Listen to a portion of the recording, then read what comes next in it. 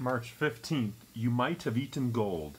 If you return to the Almighty, you will be restored. If you remove unrighteousness far from your tent, and place your gold in the dust, and the gold of Ophir among the stones of the brooks, then the Almighty will be your gold and choice silver to you. For then you will delight in the Almighty and lift up the face to God. And lift up your face to God. You will pray to him and he will hear you, and you will pay your vows. Job 22, 23 to 27, New American. On March 15, 1798, Mary Pryor arrived in Philadelphia.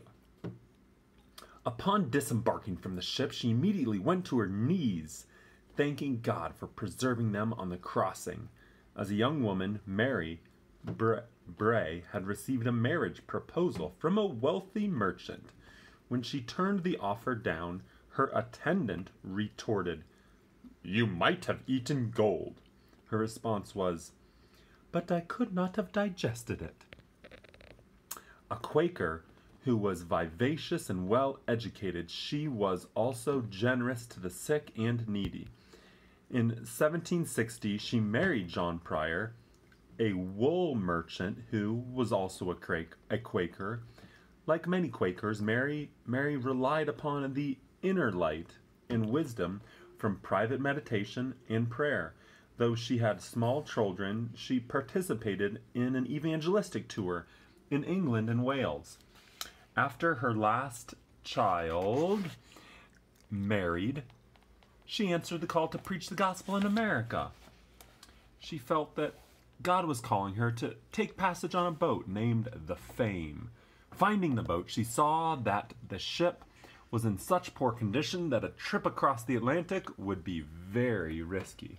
Her son, who worked for Lloyd's Insurance in London, pleaded for her not to go. She asked the Lord to give her confirmation and then embarked. During the passage, the ship developed serious leaks.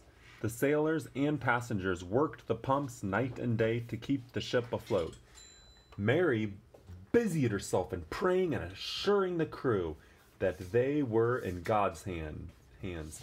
The ship and crew were worn out and gave up hope. But Mary told them that if they would pump for 2 more hours, they would be rescued by a ship named Archibald.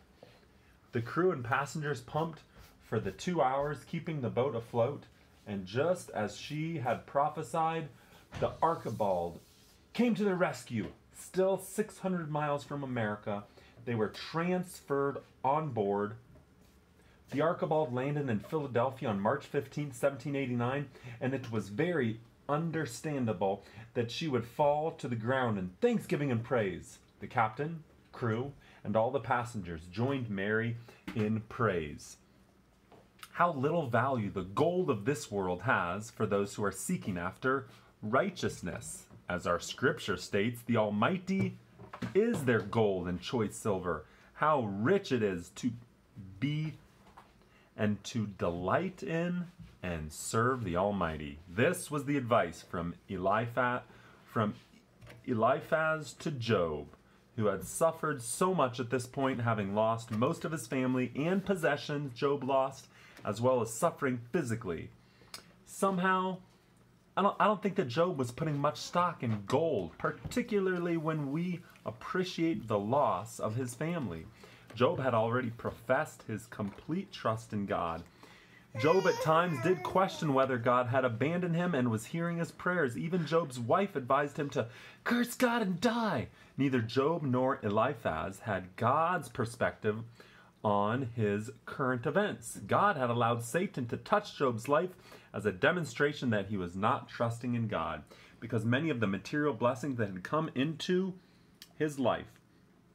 Instead, Job persevered and demonstrated that even though his knowledge of God and his workings was limited, God could be trusted, even in the midst of personal tragedy.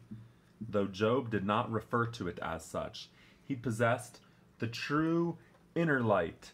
His walk with God was a demonstration of delighting in God and walking in righteousness. Dear Lord, help me purchase that which is more precious than gold. Help me delight in your fellowship and service.